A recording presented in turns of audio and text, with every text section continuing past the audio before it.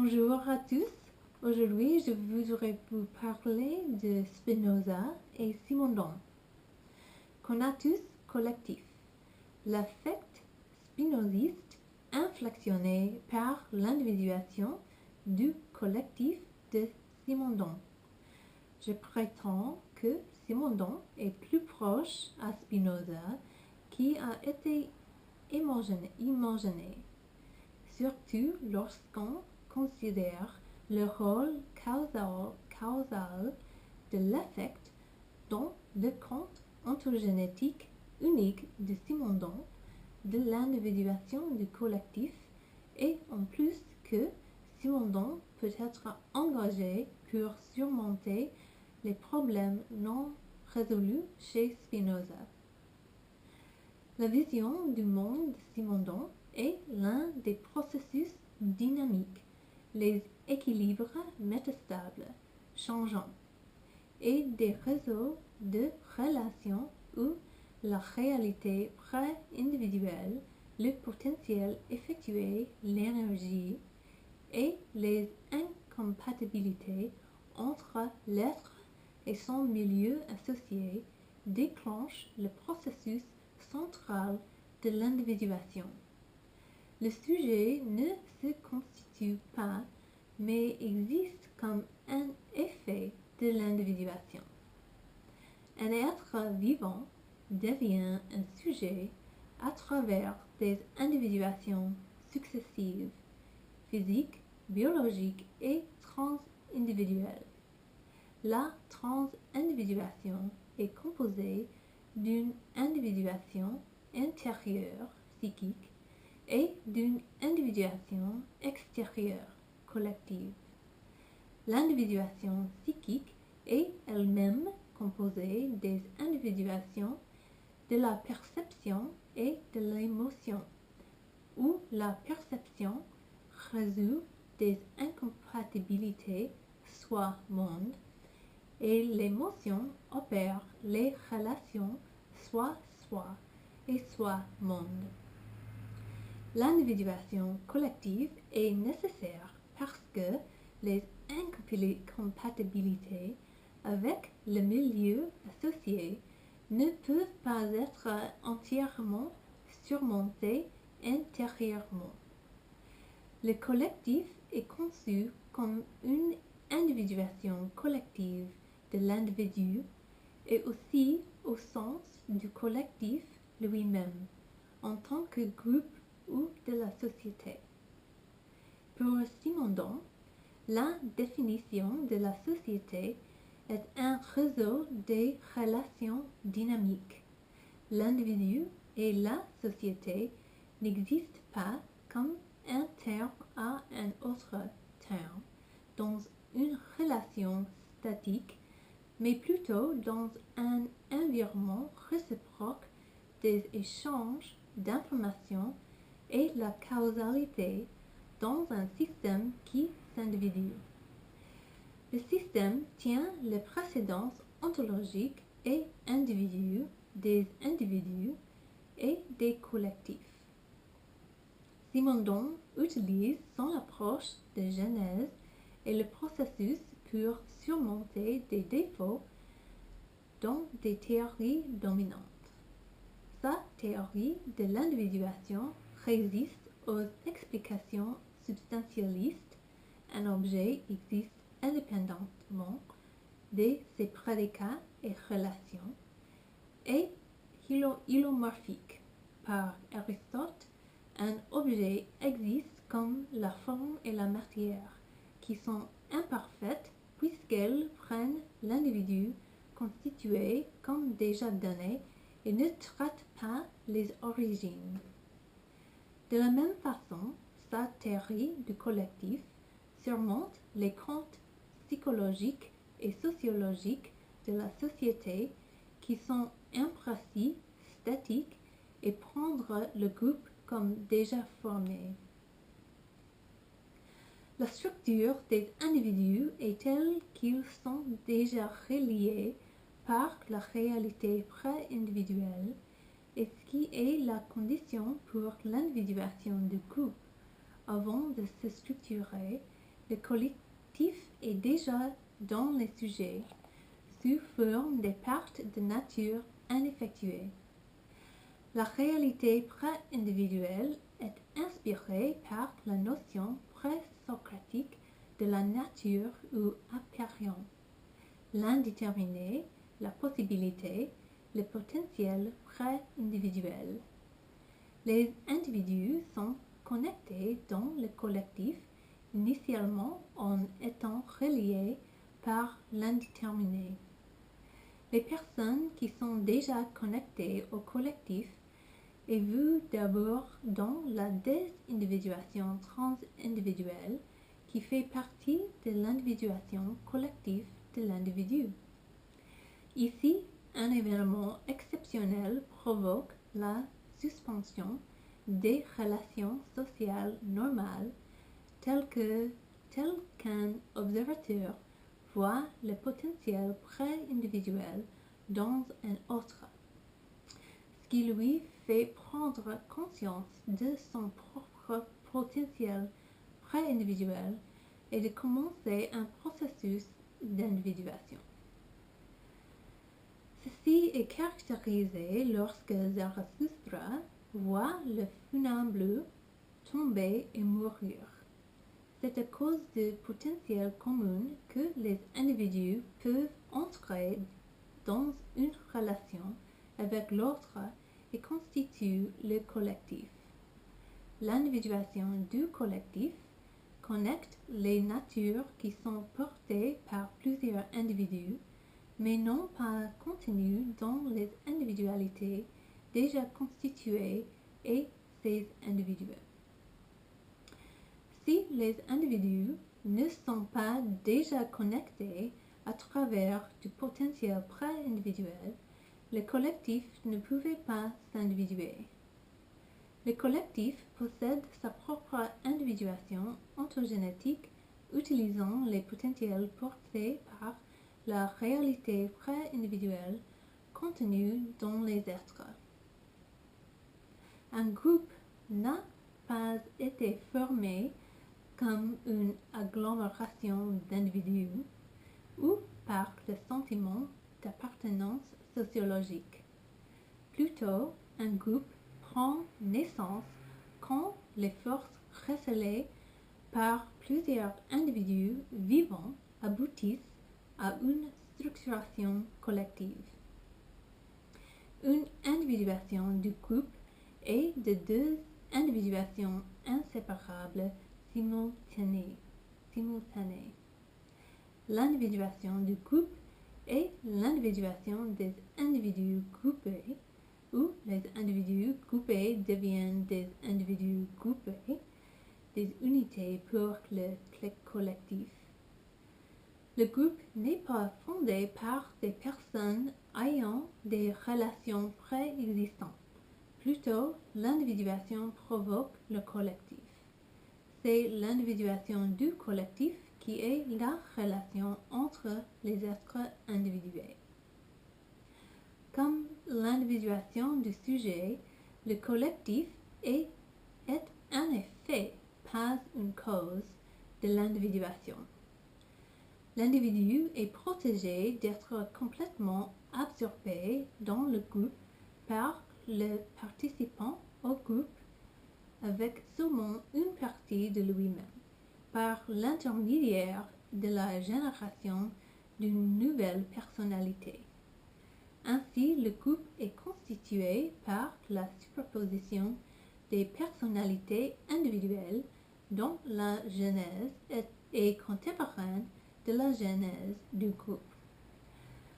Donc, l'individu participe dans le groupe d'une manière qui est constitutive du groupe, mais conserve sa propre identité. L'émotion a un rôle causal dans l'individuation du collectif. Les individus sont connectés dans le collectif à travers la réalité pré-individuelle comme condition préalable à l'individuation. Mais le fonctionnement réel de l'individuation du groupe passe par une structuration de l'émotion. Le collectif est né en même temps qu'une émotion se structure à travers plusieurs sujets et comme structuration d'une telle émotion. L'émotion se structure et puis le collectif surgit. L'émotion est le pouvoir de susciter une individuation du collectif qui recouvrira et attachera l'être individué. L'émotion préfigure la découverte du collectif. La structuration de l'émotion est nécessaire à la genèse de la convention collective. Depuis, le collectif ne se posera que dans la mesure où une émotion se structure. Pour expliciter, Simondon élabore une théorie d'émotion puisque les autres théories sont incomplètes, n'épuisant pas toute la réalité de l'émotion. Simondon affirme deux sens d'émotion, émotion elle-même, le sens familier, et la latence émotive. La latence émotive est l'amorce d'une structuration nouvelle qui ne pourra se stabiliser que dans la découverte du collectif.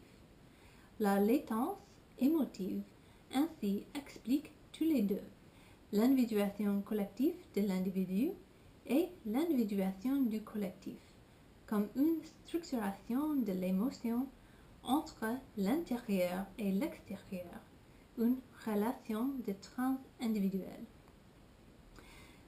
L'individu ne peut subjectiver que par l'individuation collective, la découverte du collectif. Et l'émotion collective peut également ne subjectiver que par la découverte du collectif. Cet même double mouvement de l'intériorité-extériorité est aussi vu dans le fait que l'action et l'individuation collective saisit du côté du collectif, alors que l'émotion et la même individuation du collectif saisit du côté de l'individuel.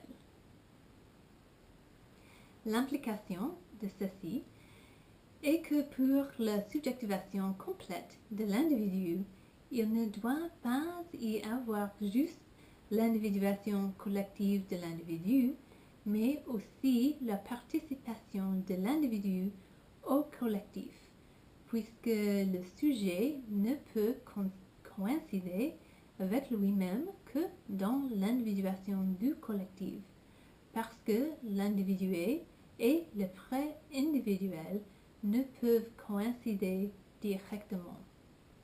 Ainsi, l'individuation ultérieure ne peut se faire dans l'être du sujet et à travers d'autres êtres comme collectif transindividuel. Le résultat est que le sujet n'est pas réductible à une ou l'autre, l'individu pur ou le social pur. L'individu ne peut pas résoudre les incompatibilités avec le milieu associé tout seul et aussi ne peut pas être complètement absorbé au collectif. Ni l'individu ni le collectif est favorisé. Ce qui est le plus important est leur relation dans la réalité pré-individuelle. Deuxième partie. Simondon propose une augmentation importante de Spinoza. Il est grand changement fondamental entre les deux penseurs, mais Simondon ne reconnaît pas cela. Pour la plupart, il critique Spinoza pour son sujet substantialiste donné. Le monisme substantialiste de Spinoza refuse de placer une genèse de la substance au début, et l'être est résolu d'avance. Cependant, l'élargissement de l'objectif de substantialisme à la substance, il y a une similitude évidente dans leur premier concept, la substance universelle de Spinoza, la force vitale, et la réalité pré-individuelle de Simondon, tous les deux qui sont la capacité d'une autre paire conceptuelle liée au processus de subjectivation, le conatus et l'individuation. Les deux penseurs ont des vues similaires de subjectivation et de sujets plus généraux. Les deux considèrent l'individu comme plus qu'un, c'est-à-dire dépassant son soi actuel.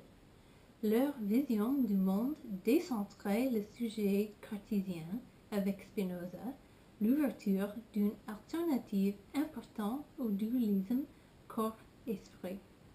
Par le cogito, je pense donc je suis, l'homme sensible est une exception et tient un esprit et un corps composés de deux substances différentes. Spinoza propose plutôt l'idée d'une substance universelle qui émane à la fois l'esprit et le corps, dans différents modes, mais pas fondamentalement différentes. En la réalité spinoziste, les mondes psychiques et mentaux les mondes physiques et mentaux sont interconnectés et proviennent de la même substance. Cela signifie que l'homme sensible n'est pas une exception, mais plutôt une seule formulation de la substance universelle. Pour Simondon aussi, l'homme sensible n'est pas une exception, juste un effet d'un système mondial qui s'individue. Le corps et l'esprit ne se séparent pas de façon dualiste pour Spinoza Simondon, et même des choses de la pensée. Pour Spinoza, l'ordre et la connexion des idées est le même que l'ordre et la connexion des choses. Pour Simondon, l'individuation englobe à la fois des choses et de la pensée. La pensée est comme toute individuation ou fusion le déterminé du flux. D'autres concepts sont liés mais pas explicités ici, comme le terme spinoziste premier, la nature infinie et la nature, la concaténation et la transduction, et coincidentia oppositum, la coïncidence des opposés, et la transindividualité. Dans un sens, l'individuation du collectif est l'initiation du conatus du collectif. Spinoza et Simondon sont à la fois importants penseurs de l'affect, mais pas seulement pour le caractériser, non seulement pour comprendre l'émotion dans le cadre de la composition de l'être entier, qui s'étend au-delà de la raison, mais pour voir le rôle crucial de l'affectivité dans la pleine réalisation de l'individu, et en plus le rôle constitutif de l'affect dans la réalité. Spinoza entend par passion, affectus, ces affections de corps, affection, qui augmentent ou diminuent sa puissance d'agir. L'affect est une modification de la force vitale du corps, produite par une interaction externe. Pour Spinoza, l'une des formes les plus élevées de l'existence, c'est l'intelligence, qui est de connaître les causes des choses. Comme tous les modes d'existence, les émotions sont naturelles, le souligne Spinoza, et régies par des lois, de sorte que leurs causes peuvent être comprises. L'affect est lié au conatus et la dynamique de l'activité étant un agent causal et de la passivité étant déterminée par un autre agent causal. L'émotion se pose comme une réponse à des fluctuations naturelles dont le pouvoir d'agir au fil du temps. Les deux émotions de base, la joie et la tristesse, correspondent respectivement à une augmentation et une diminution de la puissance, et tous les autres états émotionnels sont des variantes de celle-ci. Également pour Simondon, plaisir et douleur sont les dimensions selon lesquelles la polarité première opère l'activité. Pour Spinoza, ceci l'indique que le conatus, la force pour préserver dans l'être en augmentant la puissance, est aussi la poursuite de la joie.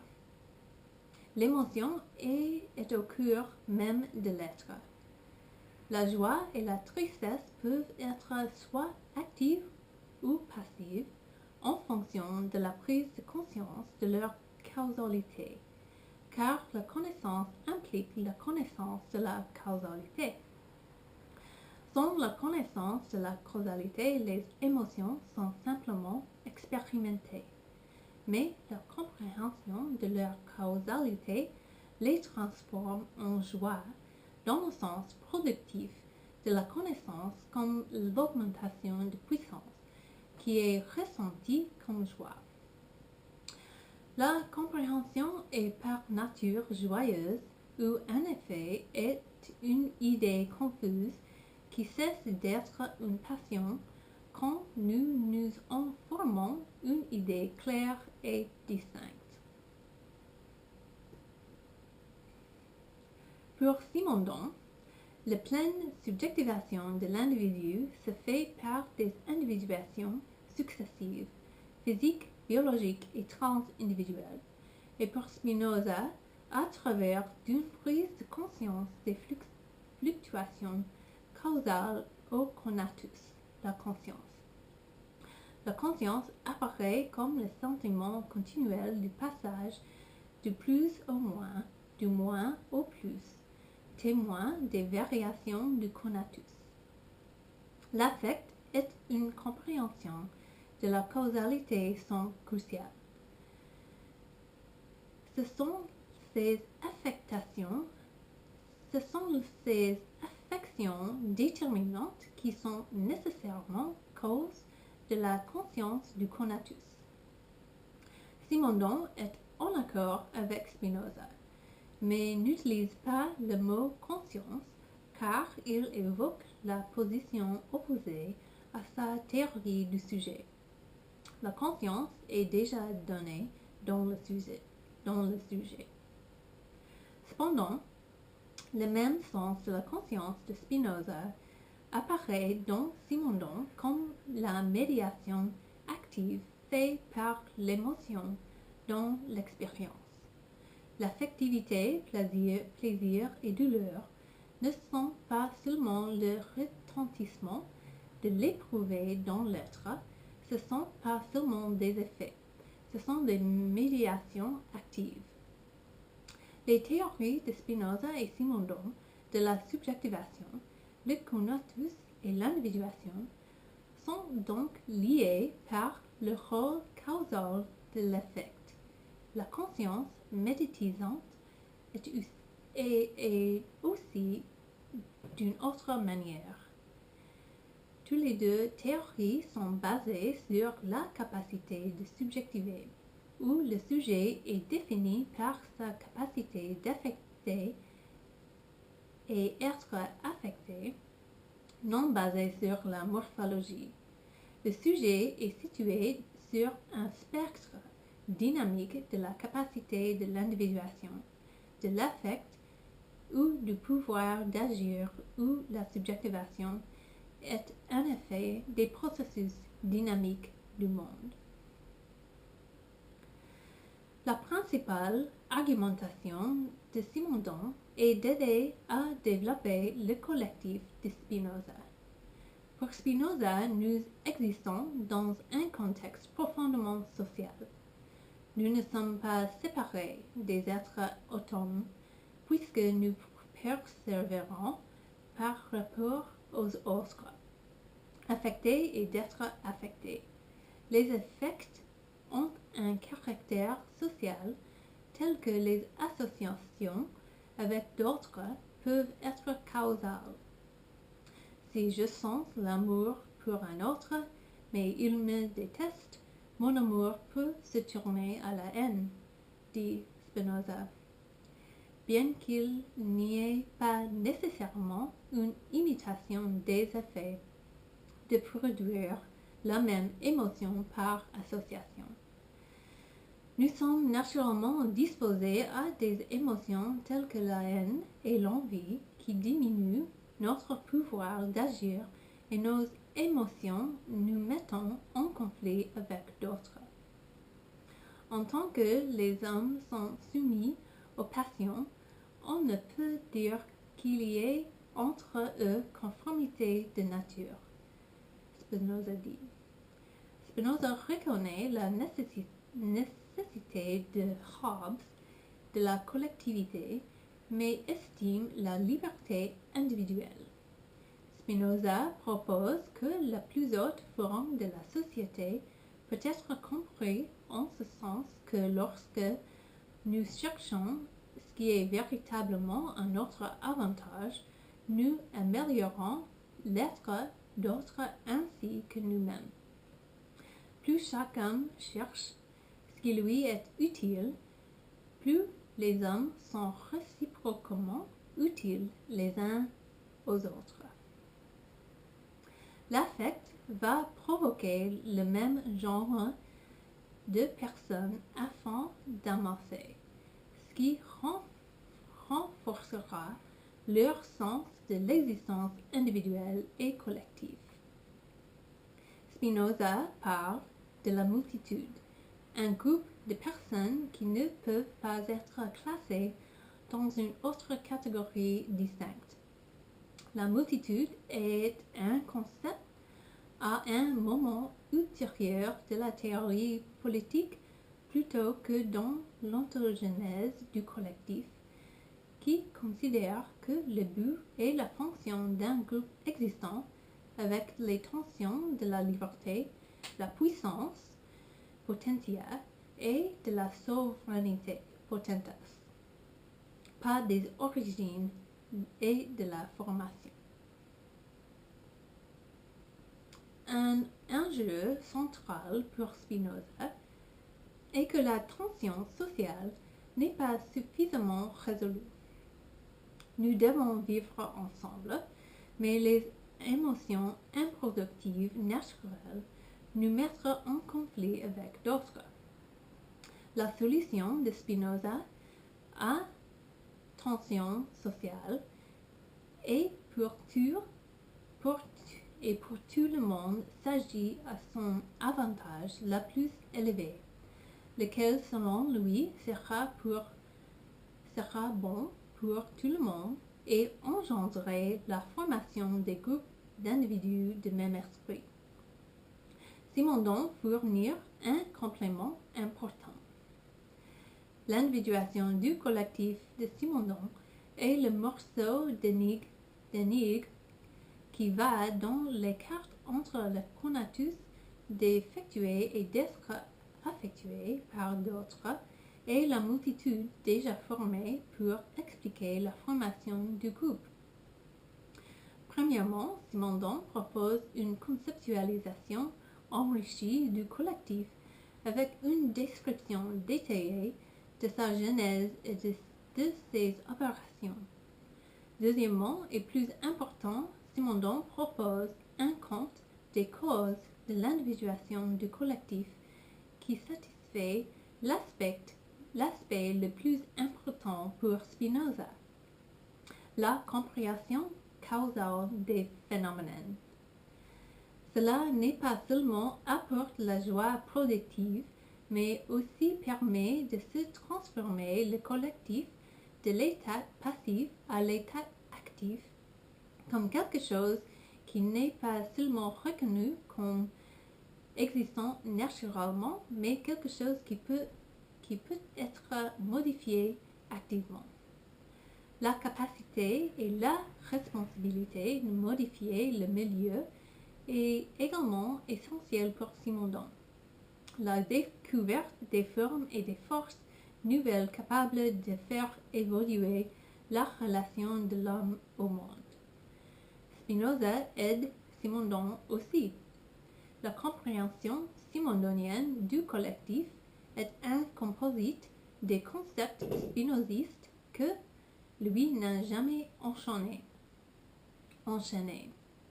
Les individus sont déjà connectés au collectif par la substance universelle, la réalité pré-individuelle, et